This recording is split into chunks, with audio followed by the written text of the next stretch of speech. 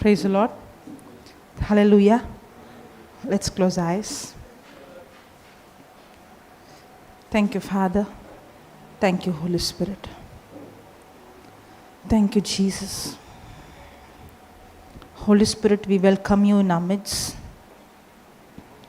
Take complete control of this session. You speak to us, Lord, making this teaching so very simple, practical, for us to understand and apply your word. Lord, we thank you for the grace that you have given us and teaching us how to tap into this grace. In Jesus' name we pray, Father. Amen. Praise the Lord. Okay, let's go to yesterday's scripture, James 4, verse number 5, 6.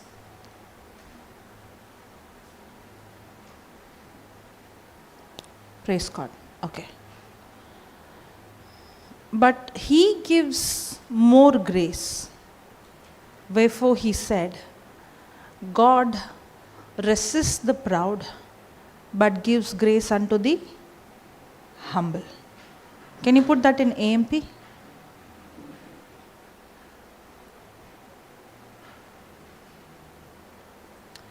But he gives us more and more grace through the power of the Holy Spirit to defy sin and live an obedient life that reflects both our faith and our gratitude for our salvation. Therefore, it says, God is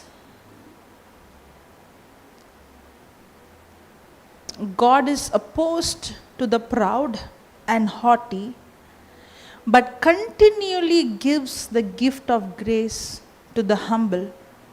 who turn away from self-righteousness. Praise God. Many a times we want to walk in God's grace. We want to walk in God's supernatural ability, right? We want to see God's, because what is grace? Grace is God's willingness to use His power, His ability, His anointing on my behalf, which I don't deserve. We want to see God's power, God's ability manifest in our life.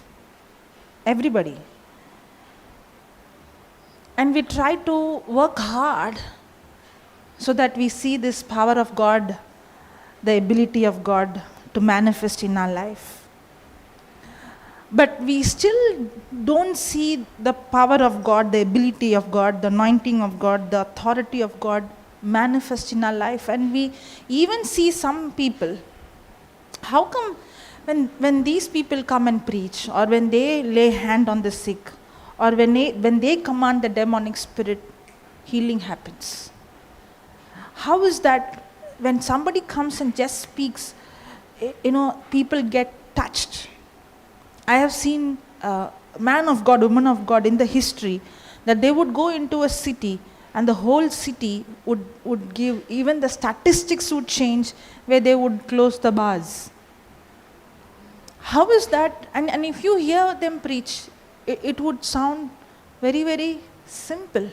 But there would be so much anointing, so much power and demonstration of the Holy Spirit in that simple preaching. Correct? What is our mindset? Our preaching should be something with so much depth and so much complication. But actually, I see simple preaching, simple teaching, but demonstration of God's power that brings conversion, that brings change, that brings healing, that brings deliverance. The key for us to see God's power to manifest in our life is humility.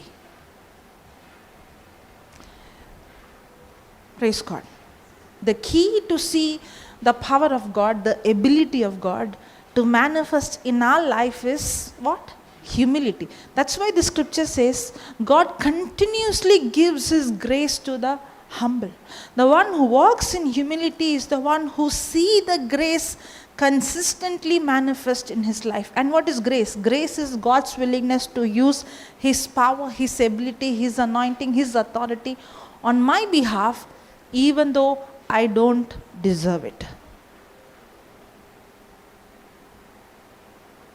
And what is enmity of this grace flowing in our life? Pride. And what is pride? Self-righteousness. Being self-righteous is a mindset where I have to perform. I have to work hard to please God. Yes. Many times I see a person who is under self-righteousness and a person who is in God's righteousness. The manifestation of both from the outside looks very, very similar. For example, the house that was built on the rock and the house that was built on the sand, from outside the building might look similar. Correct? Yes or no?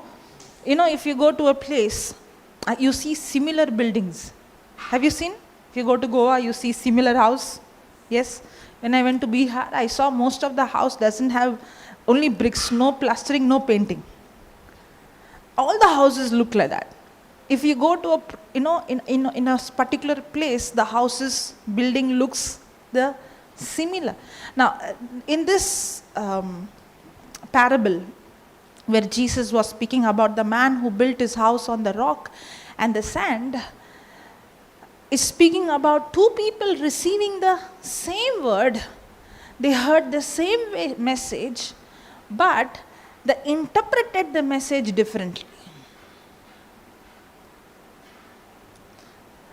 both of them received the same message, but one built his house on the message he heard, and one did not build the house on the message he heard, or he misinterpreted the message that he heard.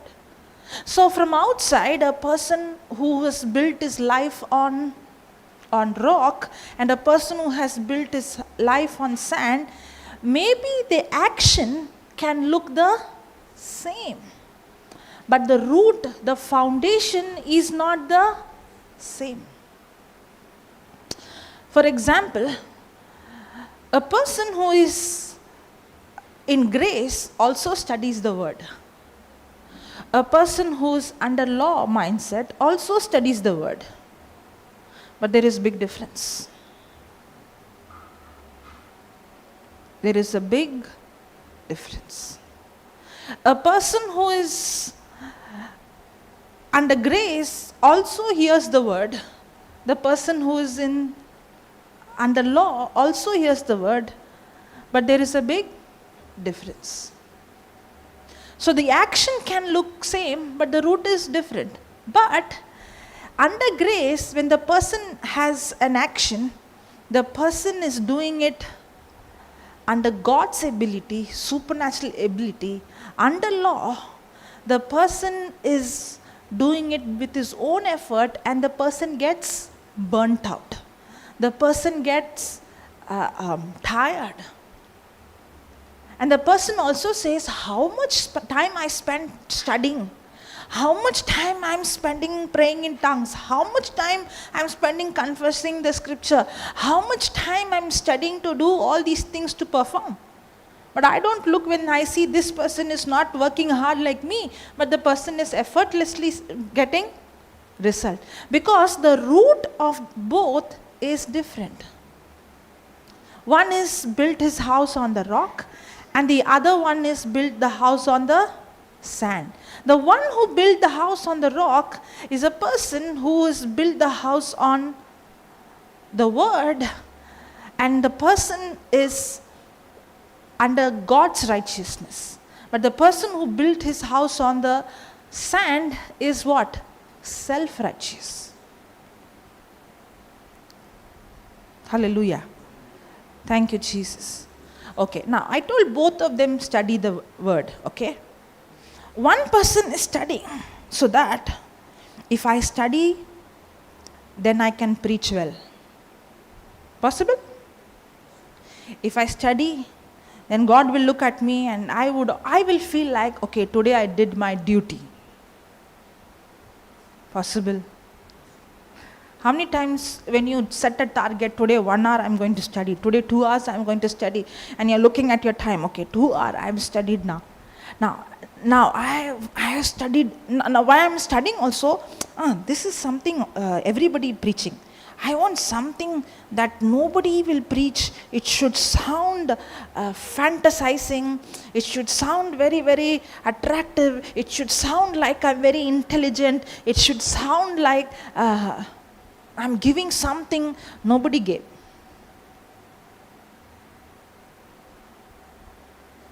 Happens. Now, are you working very hard? Yes. But are you working hard? What is the motive behind working hard? My motive is, I am in the center because I am actually trying to exalt me so that I perform better. So that I am better than someone else.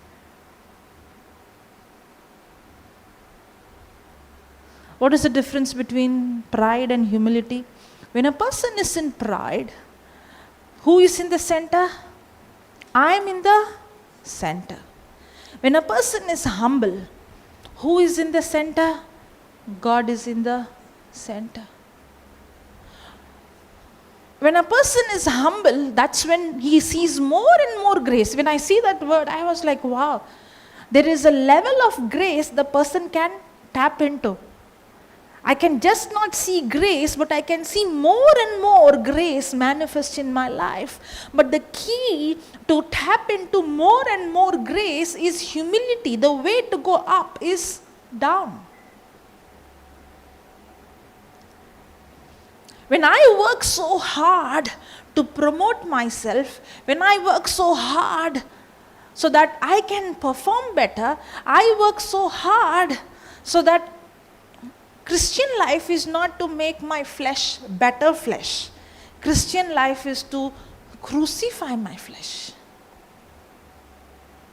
It's not about how better I perform. It's not about how better I preach. It's not about how better I become. But it is about how much I can die so that Christ can live through me. From outside, both of them are working hard. One is studying very, very hard, but one is studying to perform. One is studying to excel. You know what? That is self-ambition. Self-ambition. The world teaches about, when I was small in school, teachers, when school starts after annual exam, the first day, the first question is, what is your ambition? I hated that question. You too ask, right? You are taught to ask like that. You are trained to ask like that. You don't. You did not have anything to ask, so you ask. No teaching. So you ask all these questions, and you get funny answers. Yes. Praise God. And most of them would say doctor and engineer. Most of them. If anybody says anything else, they will look at you down. Correct? I hated that question. You know why? First of all, I couldn't even get 2-digit mark. What ambition I will have? Now, from childhood, it has been injected in us to be ambitious. Correct? I have to become someone, and I have to become number one. That's why even when we come into the Word of God, we want to perform and we want to excel, and we become very, very ambitious, so that now I want to become a better preacher, or I want to become a better minister. I want to be number one in everything and in anything. So I'm working very hard. I'm studying, I'm by hearting. And then I'm going and asking, why I'm studying every day? I'm spending so much time. Where am I going wrong? You're going wrong because the root is wrong. There is another person who's humble also studying. But the person who's humble is studying, Lord, I want to know you. I want to understand your heart. I want to have a relationship with you. On the other day, I was giving you an example. Remember? You also said, what an analogy. Midnight, 1 o'clock, I guess. Yeah? 2 o'clock. I was telling her, it came like, spontaneously. It came from the Holy Spirit. If you think, oh, God wants me to preach the word, He wants me to go to different places, He wants me to, go and do healing the sick, raising the dead, preaching the gospel. If you have that kind of mindset, your mindset is wrong. And I gave an example. I asked her, did you get married to your husband so that you can wash his clothes, so that you can cook for him, so that you can raise his children? She said no. She said no.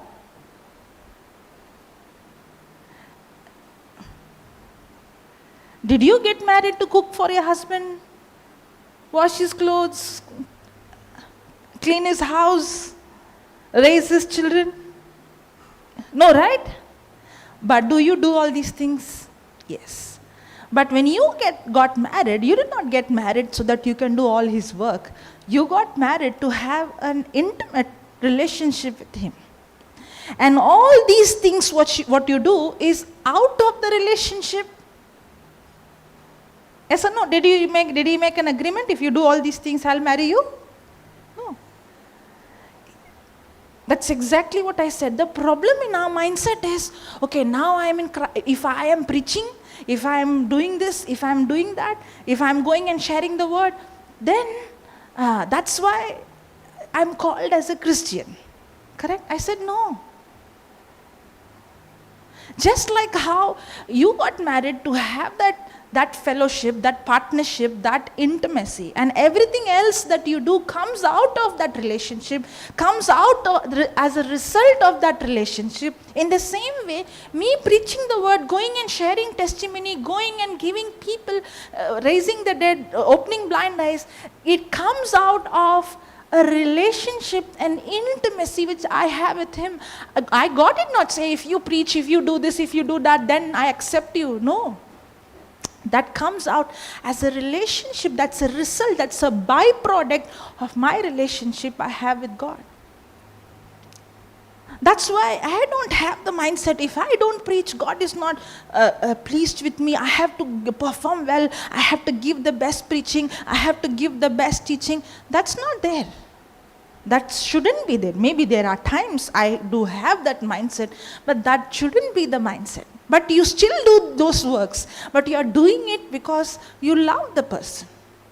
But there are times you won't do, because you might be busy somewhere, or you might feel tired, or you might be boring. You might say, I'm not doing this.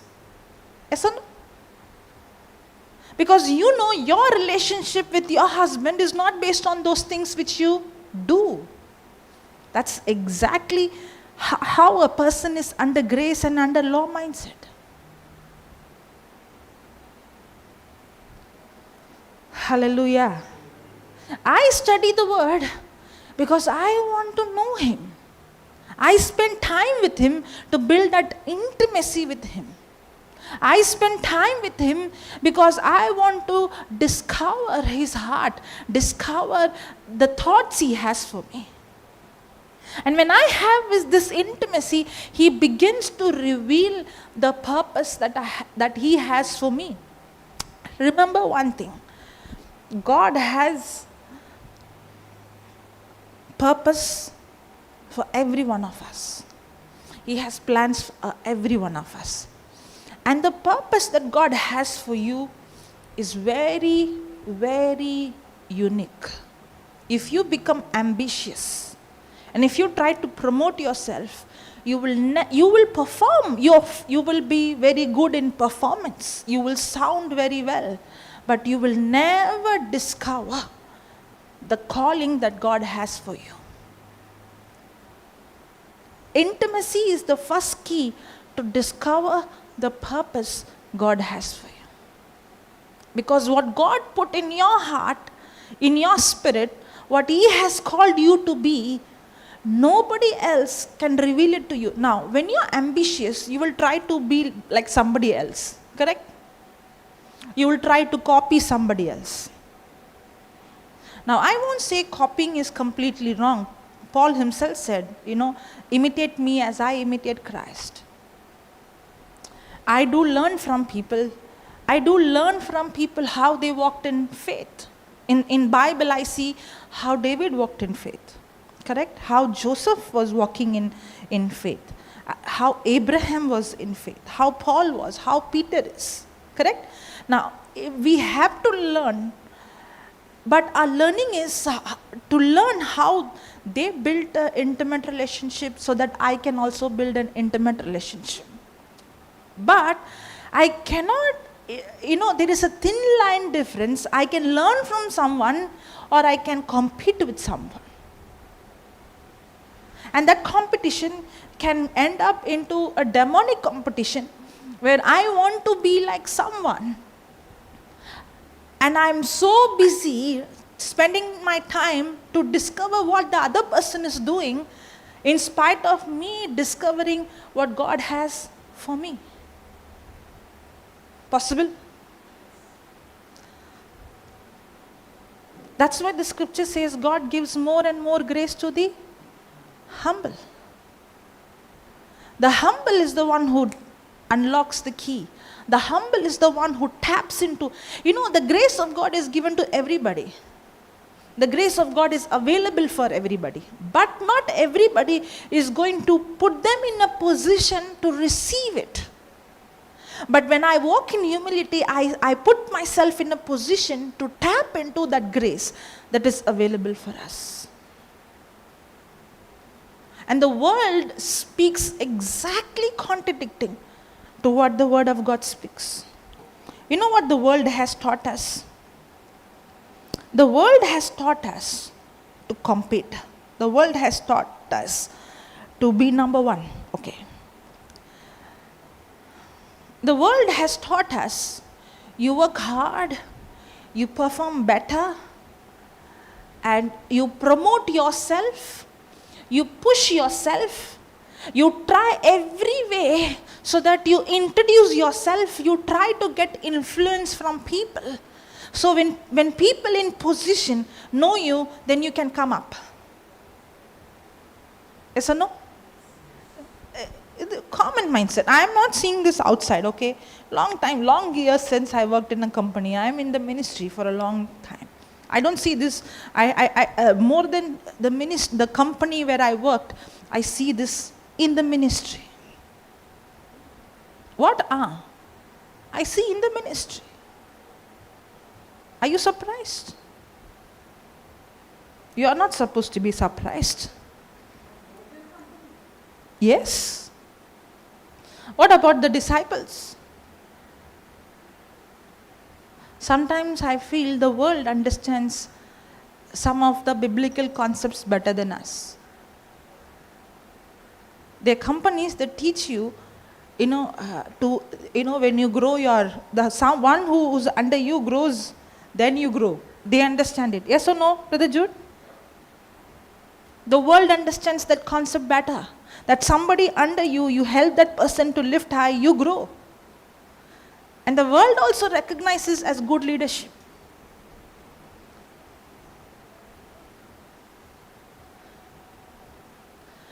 From childhood, what has been injected in us is, how should I become the best?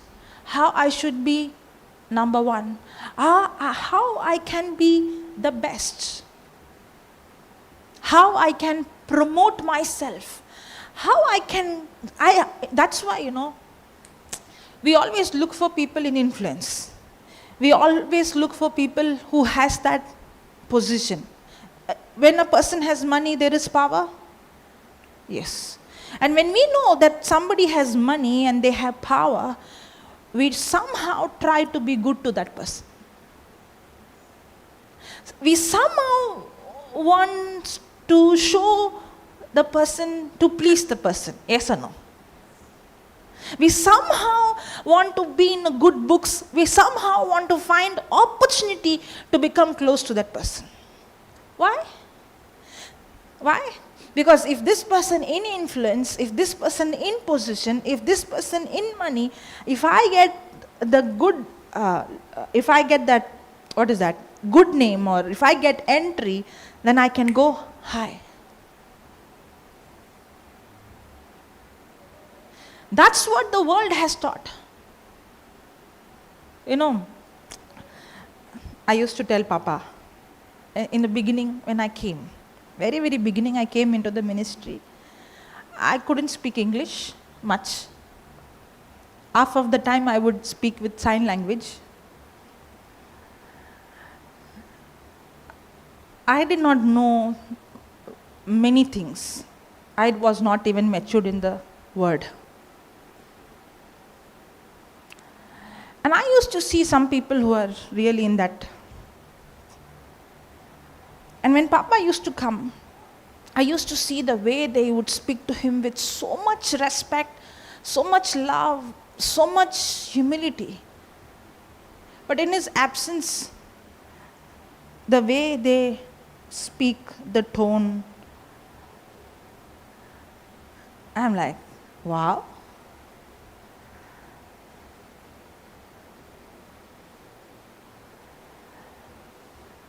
But as I began to grow and people began to recognize me, and people are very good to me, I remember the past. Oh, you are very good to me, you smile at me, you respect me, That's not when I know who you are.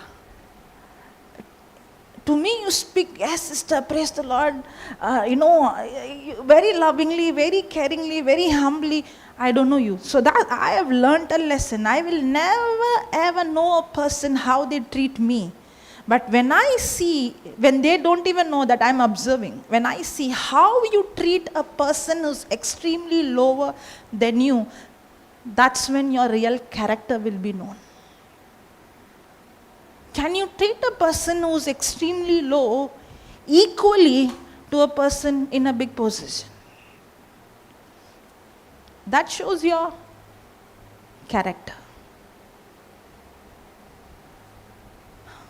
How I behave with everyone in public, or how I am when everybody is around, and how I am in private, when nobody looks. Yeah, I'm not pointing out to anybody else, my own self. When I speak to my own mother, how do I speak? When I see somebody else coming, how do I speak? There is a difference, right? Yes or no? Yeah. Again, I'm not saying about how you speak, how you act. I'm not speaking about the action. I'm speaking about the attitude. Because my attitude decides my altitude. That's exactly the scripture speaks about. God gives more and more grace to the humble. God resists the pride. You know who's a proud person? The proud person who's a person who simply depends on his own ability, who's self-centered, who's self-reliant, self-dependent. When I is in the center, and let me tell you, every one of us, even me, it's consistently, constantly, we have to check who is in the center. Even while preaching, I can preach under grace, in humility. I can preach under law myself, in performance. When I can come here and preach myself, I can come here and preach with the mindset, I have to somehow preach something new which I have not preached before. I have to preach in such a way that people has to say, wow, what a preaching. I want people to say, I have never heard anything like this. And I want to give possible. Now, when I'm preaching, I can be more conscious of how my English is, how my words are, how I give example, and I can become more and more self-conscious when I'm preaching. Possible. You know, when a preaching comes under grace, when you are preaching, you don't even think of you, but you are so engrossed that you want the other person not to miss. When you're so engrossed that you want the other person to receive that solution what God revealed to you, that you want the other person to understand what God has done in your life, you want, where you are not in the center, where God and the other person is in the center, where you forget yourself completely. You don't even think about, it should be new, it should be fantasizing, it should be attractive. Your mindset is not about you in the center, but your mindset is the other person in the center. And that's when you keep on repeating it again and again and again until you see the person receiving the answer. When the other person is in the center, when God is in the center, your preaching becomes so simple. But then it brings the answer, it brings solution, because Jesus moved with compassion and he healed the sick. What was the key? Jesus was healing the sick. When he saw the other person in pain, he saw the other person in going through some situation, and he moved with compassion, because his focus not I have to operate in all the gifts, I have to cast out demon, I have to do healing, I have to perform. When I lay hand, people should fall. When I lay hand, miracles should happen. Can it happen? Yeah. Again, it's a thin line where the focus is when I lay hand, I want healings to happen. When I lay hand, I want people to fall down. When I lay hand, this should happen. I'm in pride. When I lay hand, people are falling, and somebody is laying hand, people are not falling. What comes in the mind? I'm more powerful, I'm more spiritual, when I'm more gifted. When I lay hand, people fall. That's what I said. I can lay hand under grace in humility. I can lay hand under lawman's side in pride. Both lay hand. But both laying hand, the root is different. The foundation is different. God doesn't look at you laying hand. God looks at the heart of the person who's laying hand. I'm laying hand because now there is compassion in me, there is love in me, that God has touched my life, God has transformed my life, God has healed me, and I don't want to keep this for me. I want to give what God has given me. And when I'm laying hand, I know it's not my hand or my self-work or my praying in tongues or my holiness, the person fell. But I know that it is God who is doing. Even if I don't lay hand, He knows still how to deal with the person. It's not my laying hand, it's the Spirit of God who is doing it. Now will I feel jealous when somebody is laying hand? Now will I go and do it as a competition?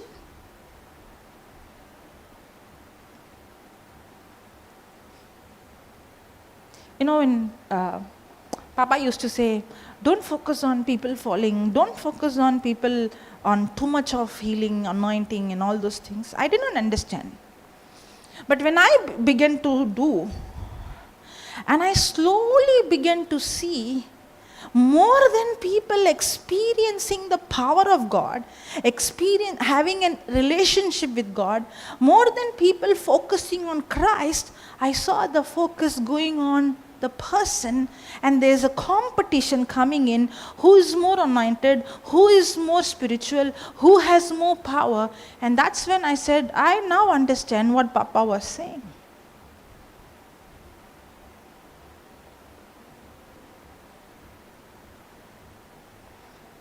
The more the humble you become, you know what you'll say? Lord, help me so that I'm not in the center of this. Help me, Lord, that I don't touch your glory. Help me, Lord, that it's not about me. That's when your studying of the Word of God, you doing anything is not about you. But now you want the other person to receive or experience what God has given you. The world has taught us, it's all about me. If I don't promote me, who will promote me? If I don't exalt me, who will exalt me? If I don't push myself, who is going to push myself? If I'm going to take back feet, the world is in a race. Everybody wants to run. If I'm going to step back, everybody is going to be front and I'm going to be left behind. That's where you go wrong. And when everybody is running in this race to run, to be number one, and when you step behind and say, Lord, I don't want to be number one, I want to know you. I want to exalt you. When you do that, the Bible says, God honors the humble. God always honors the humble. And one of the biggest example is Joseph in the Old Covenant.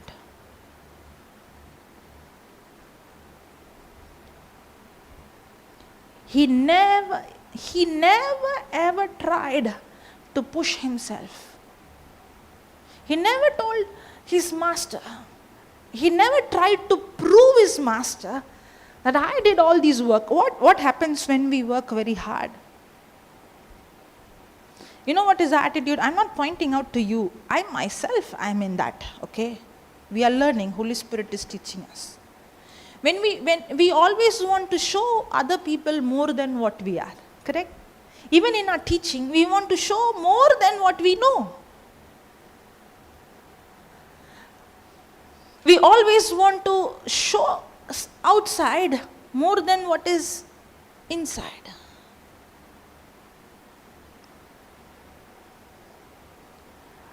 We always want, even I work very hard, or when I'm really doing a project in a company, or I'm working in the house, or I am doing something, I want the other person to know this is what I did. Yes or no?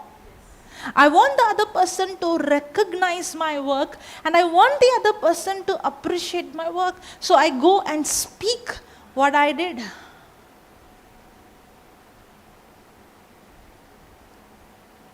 But a humble person will do things in secret, where only God can see, where nobody can see.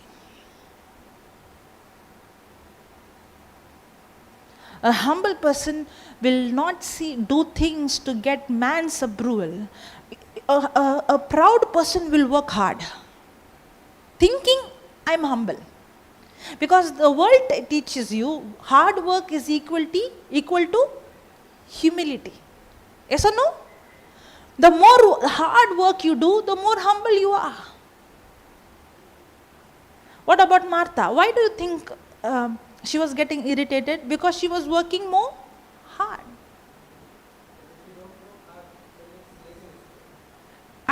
Did I say you shouldn't work hard? I never said that. That's why you don't hear what I did not say.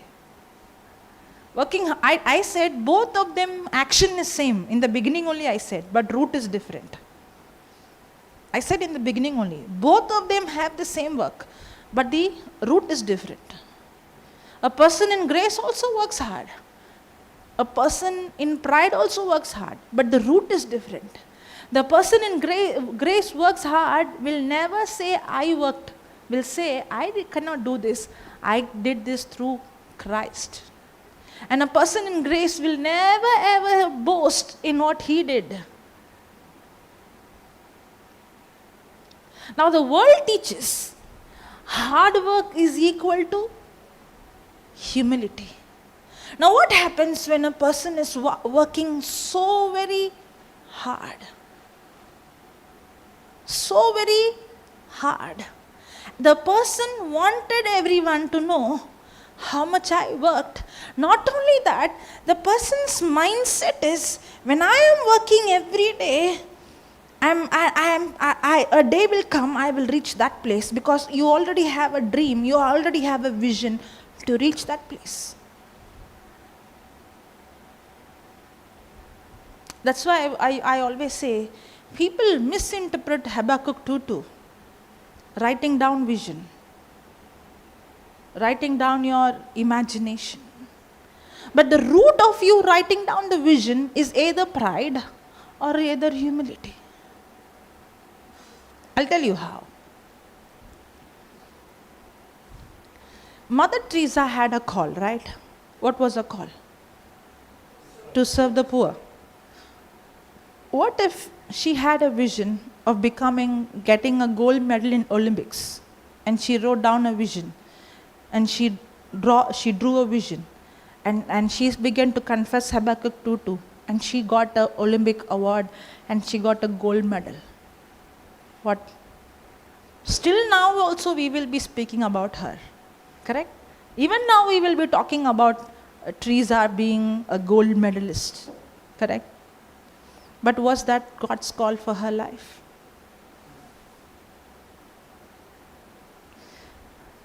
Many a times we writing our vision, writing our dreams is what, to fulfill our own selfish, to promote us, so that I am number one. But did you really know what God has called you to do in this world? For us, success is what the world calls success. Maybe God did not have a call for you to be a scientist. Maybe God did not call you to be number one in Olympics. Maybe God's calling for you is maybe to serve some poor people, or to serve some elderly people, or to serve some orphan children, to be a mother for many orphan children. Maybe God called you in such a way where there is no media, nobody will take your picture, nobody will put you in video, nobody will no, the world may not come to know, but you still discovered, and maybe some 100 orphan children, you were a mother, and you brought them up successfully because God called you and He put that gift. When God has called you and when God has put that gift in you, you don't do with your ability, you don't sweat, you don't work hard, but you do it more than a person who's working hard because you're doing it through the gift effortlessly. Now, on that day, when you stand before Him, you know what? The Lord would see that you accomplished what He has sent you to this world.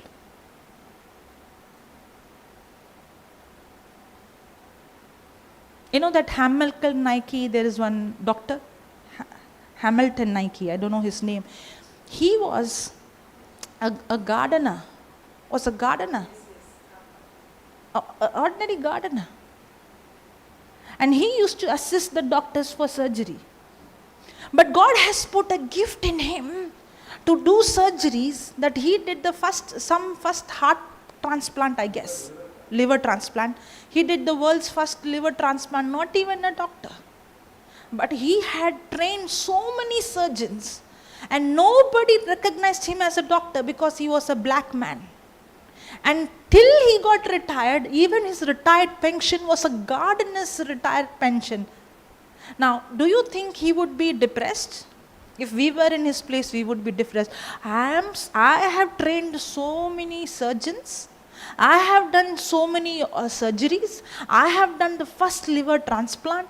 I have done so many things and people still call me as a gardener. And you know what? He was a happy man. If he would have had that pride in his heart, he would have never done that. He would have said, I'm not doing, why should I do? You treat me as a gardener, you pay me as a gardener. But what Hamilton Nike discovered, God called me to do this. And through him, God saved so many lives. Yes or no?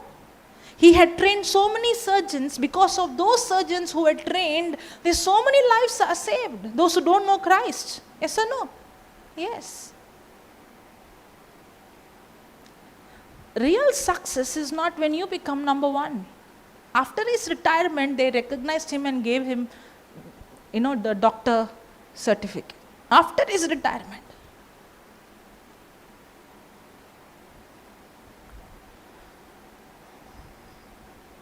A humble person is not in a competition mode to become like someone.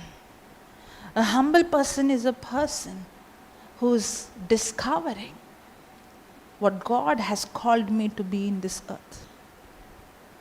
Maybe the call doesn't sound fascinating. Maybe the call doesn't sound successful in the world's eye. But on that day, there's going to be a day, a reward day, like how you have the Olympic day, the day when the rewards, there's going to be a day, a real day. On that day, every work I did with my own ability and pride will be burnt. But every work I did under grace will stand before Him. And when reality comes, then I look at myself and I see all this hard work I did, the foundation was what? Self-righteousness. The foundation is what? Pride. That's why, in the world's eye, when a person performs, he is successful. The success is based on outside, when there is a big crowd. I can have a meeting, 1,000 people. I don't need to have the anointing of the Holy Spirit. I need the world marketing technique. I have to spend some money and do some advertisement and show some video clipping and show some good speaker. I can have thousands of people coming. If you say that's success, that's not success. Even a politician can gather a crowd. Do you think the politician is having an anointing to gather a big crowd? That's not success. When Jesus went the other side of the sea, when he went the other side, the boat, and he touched the one person who had legions. He did not say, if there is so much crowd, I'll come. He just went for the one soul. When he passed through Samaria, that one soul, he spent time. And he brought that one soul. And that one soul, he saw as success. One of the reasons why we don't see the power of God, the anointing of God, the glory. You know why the church is not seeing the glory? Is because the church, when I say church, I'm not talking about an organization. I'm not talking about a denomination. I'm talking about you and I who are in Christ. I'm not pointing finger to anybody. You know why the church is not seeing the body of Christ, is not seeing the glory of God? Because of the pride that we have.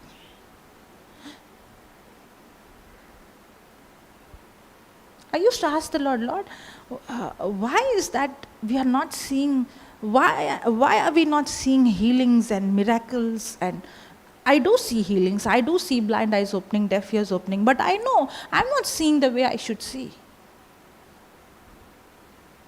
The Lord said, if that is going to happen, and if we are not going to deal with your pride, then the damage is going to be very high. And if that happens, and if you don't prepare your heart when persecution comes, you don't have the ability to face the persecution. Because when the glory increases, the persecution increases.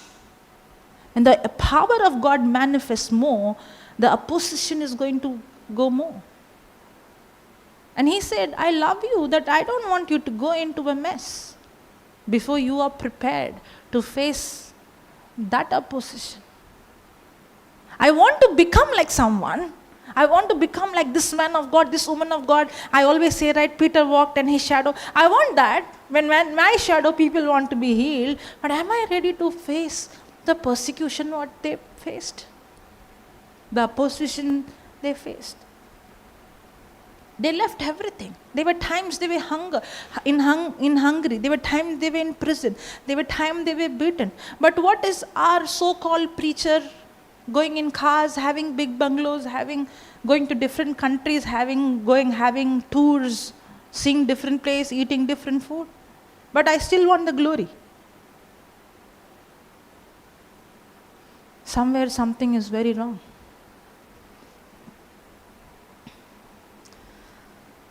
Hallelujah. Thank you, Jesus.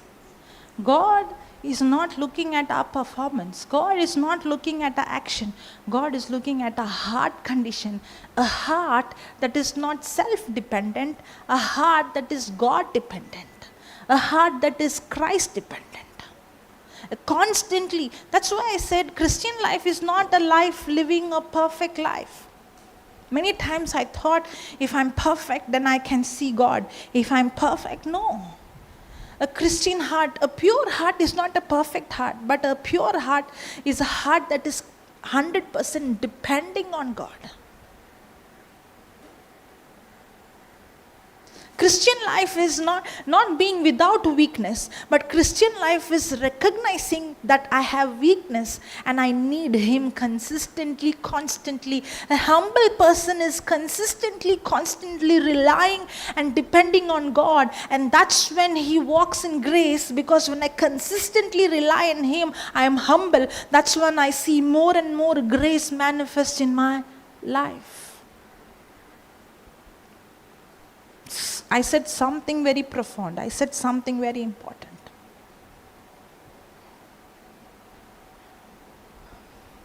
I would like to repeat. Maybe it won't come in the same words, but I will repeat it.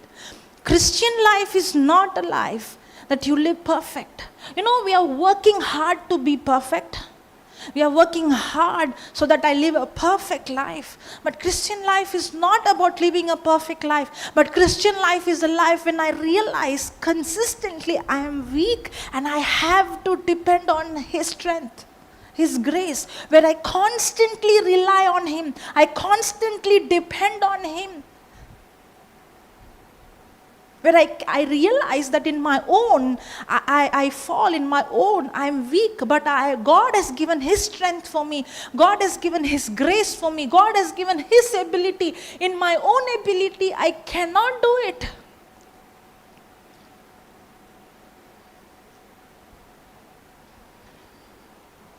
Many people look at me and they think the reason I grow is because I study a lot. I work hard a lot.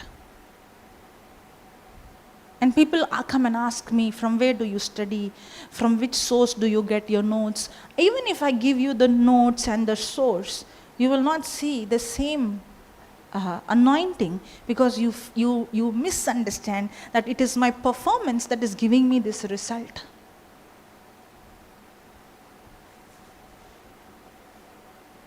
It's not the notes I got or the teachings I got. It's not about that.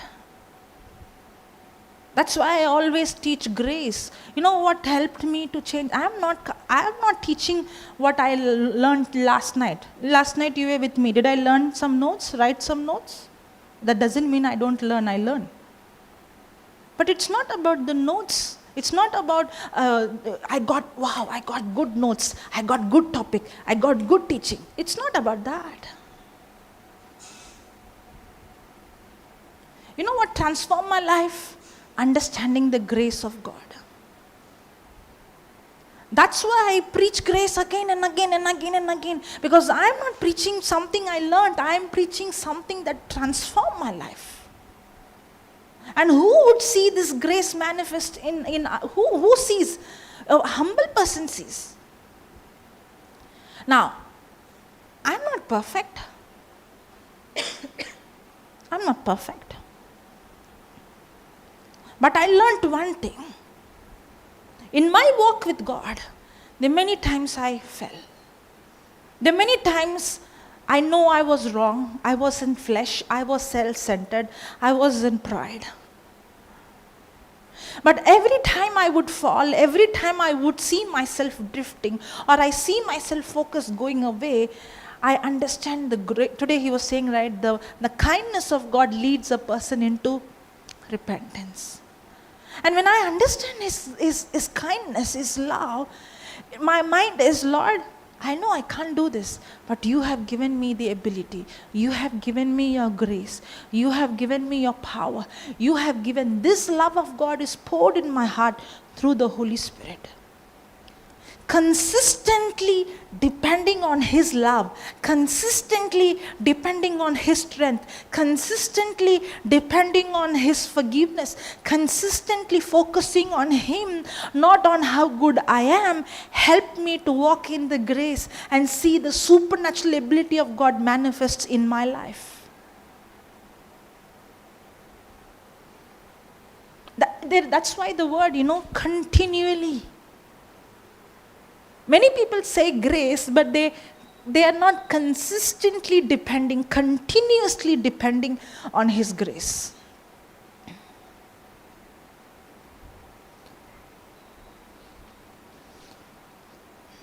Hallelujah.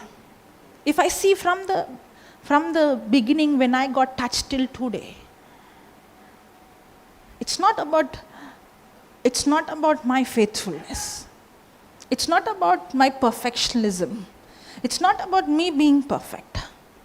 But in this relationship, I consistently see His unconditional love, where He is consistent and faithful in this relationship.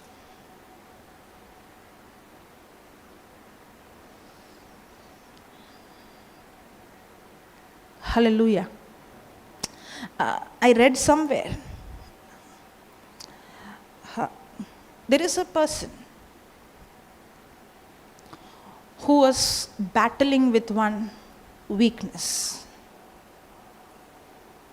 And he was trying himself so best to come out of this weakness. And he would make this decision, I am not going to do this anymore. I will not do this anymore. I will not going to open the door. And he would walk, he would be free for some time, and then again he would fall. And one day, he was so worried and he said, Lord, help me. The Lord gave him, I don't know whether it's a dream or a vision. Okay? The Lord showed there is a person, that is he, and there is an opponent. And an opponent is very strong physically than him. Built up, big muscles, like how you see in WWF, like that. And this fellow is like this. And there is a, what do you call that? Arm wrestling. Arm wrestling between both. Now, that person who's built up is nothing but that flesh. Okay? Now, he is trying with his whole strength to win him. Who wins? Obviously, the one who's like WWF wins, right?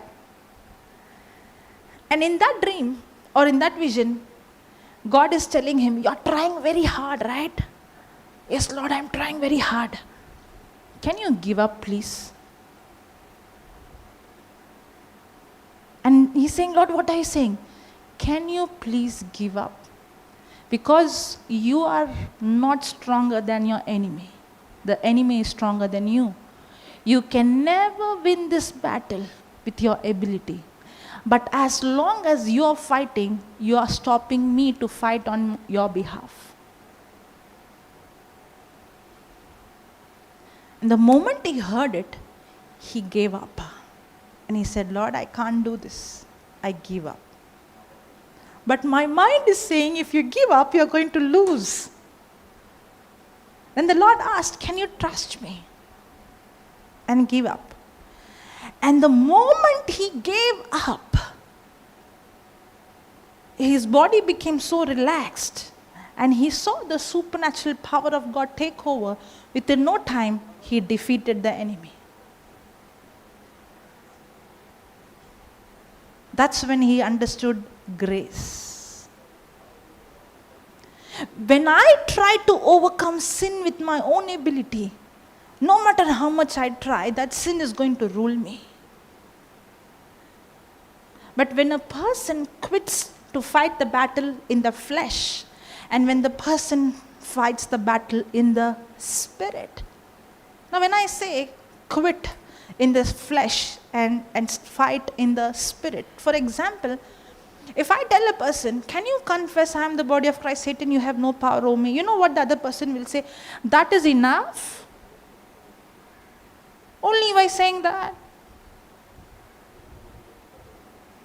You know why? Because the person failed to realize, I cannot fight this battle, but when I open my mouth and speak the written word of God, the word of God is the sword of the Spirit. That is sharper than any double-edged sword. Now I am not fighting my flesh or the sin with my ability, but I am taking the sword of the Spirit out and speaking and believing. Now my mind will say, only by speaking the word it is done. By believing that God has done it for me. It's finished. By opening her mouth or his mouth and praying in tongues consistently.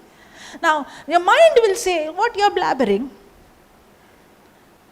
But when I am consistently praying in tongues, I am allowing the Holy Spirit to intercede on my behalf through me.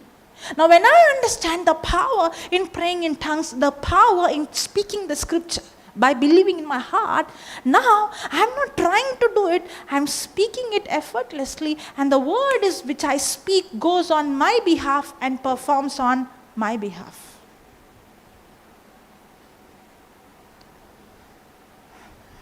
Hallelujah. I remember a mother, Brother Joe's mother. The testimony of Brother Joe is there in the YouTube, Joe and Salvita. So Joe used to be this gangster into drugs and all those things. So Joe's mother used to pray for him, kneel down and pray, cry every time that son should change. But she would all the time monitor the mobile, who's going, what he's doing, where he is. Mothers have that mindset all the time, 24/7, like GPS, you keep on tracing. Yeah? So she was every time tracing. That's very dangerous. How long you can trace? That's again your willpower. But when she got the teaching and she understood, on that day she said, Lord, I'm not going to go and trace the mobile, go and trace the friends, go and trace so and so. But Lord, I know that I have to speak your word by faith, and the word goes and works on my behalf. I don't need to go behind my son. I don't need to go behind the mobile phone. I don't need to go behind where he's doing what. But I have to believe in the word of God and speak the word, and the word goes and performs on my behalf. Hallelujah. Praise the Lord. Now are you understanding the difference between doing it with my ability and tapping into God's ability? And a humble person is not depending on his performance. A humble person is a person not depending on what I did, but consistently depending on what Jesus did. So a humble person becomes a lazy person. A humble person taps into God's power, so much so that a humble person does things more than a hard worker, but a hard worker is doing with his ability. A humble person is doing effortlessly through God's ability. This is my imagination, it's not in the Bible, okay? Martha was trying to do with her own ability, right? To serve Jesus and his disciples. Maybe, my imagination, maybe if she would have been so humble and dependent on Jesus, what she would have sweated and prepared the food, supernaturally Jesus would have multiplied. She would have got the word also, she would have got the food also. A person humble gets more report, more result than a person who is working with their own ability.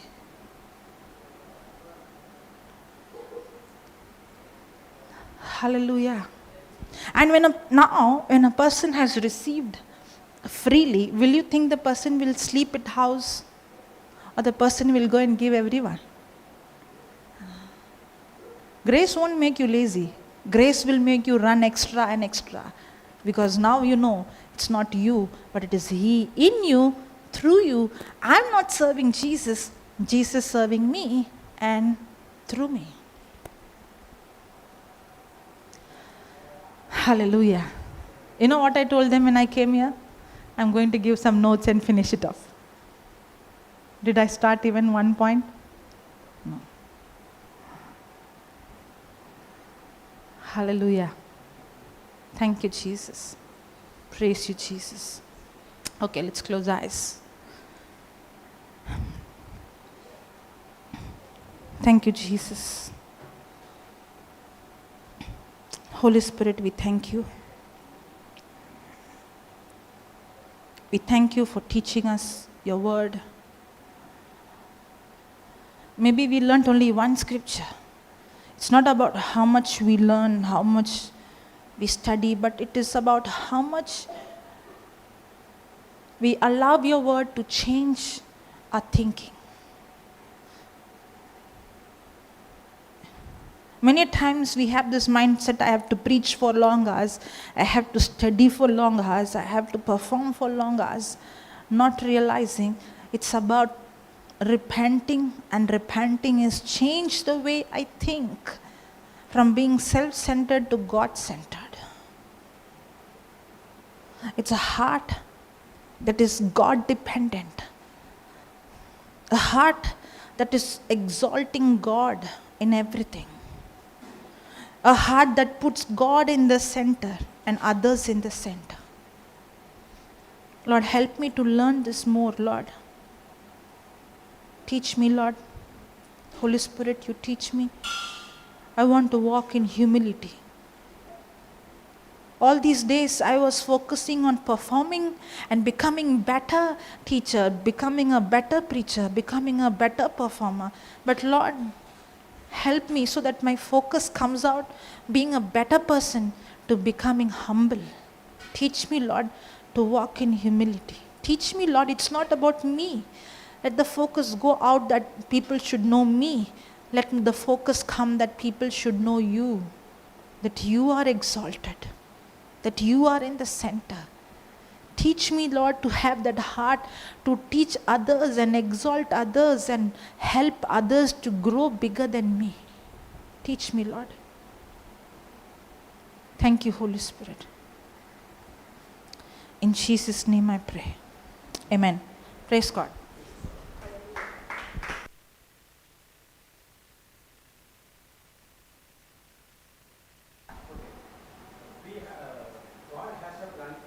Yes, God has a... Mike.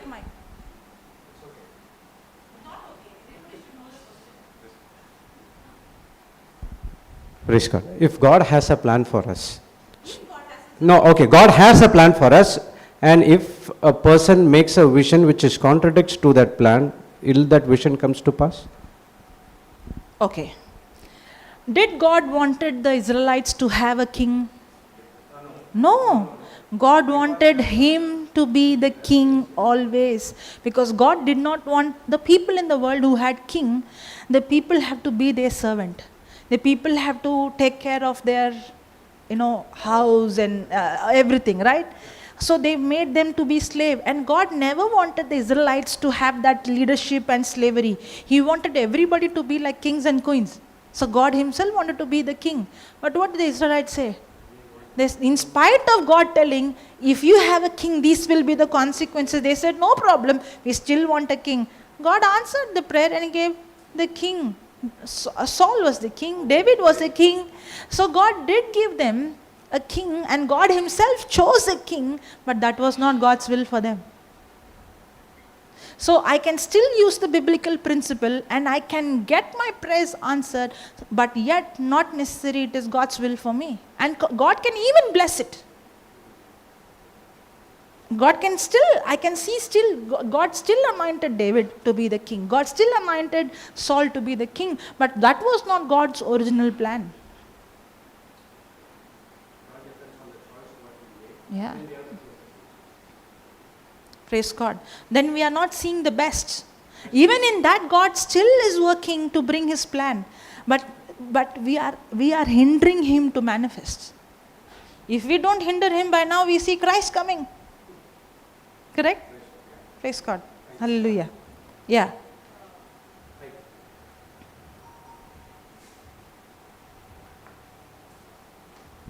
Now, as you said, people write the visions for anything and everything, and massively they are doing for their whatever needs. Okay, so how does one, like, maybe that, but I wouldn't say want I keep it aside, need. Okay. Okay, now, God is not against me having a house. There's no problem in having a house, having a car, in fact, do you want your children to be without clothes, without house, without food? No. My Father in heaven has the best for me. The mindset I have is, if I ask only, he will give. But we fail to realize, even before I have asked, he has already provided. Okay? And the Bible says, when you seek him and his kingdom first, these things will come in search of you. And when you are seeking him first, when God reveals his purpose, the purpose is not about you. God will never. Now, God revealed a dream for Joseph. Was it about exalting him or God using him to solve the problem in the world when famine came? Was it when God used David, God used him to set the Israelites free from Goliath? So God's purpose in my life is never selfish. God will always put his desire, and God has blessed me to be a blessing to the nation. But when I seek him first, the Bible says seek you his kingdom first. When I seek him first, that selfish desires will go, because I know my Father loves me. I no need even to ask all these things. Honestly telling, sister, I have never wrote for my personal needs anything. My clothes, my house, but I have the best of the best things. Without writing Habakkuk 2:2, I got the best of the best. when I was working in my company, I was earning this much. Now God has provided this much in comparison. I have not used Habakkuk 2:2 for any of material things. I have never used Habakkuk 2:2 for any of my physical needs. But I tell you, I don't lack in any material physical need. Praise God. Hallelujah. Thank you, Jesus. Praise God. Thank you. Praise God. Thank you, Jesus.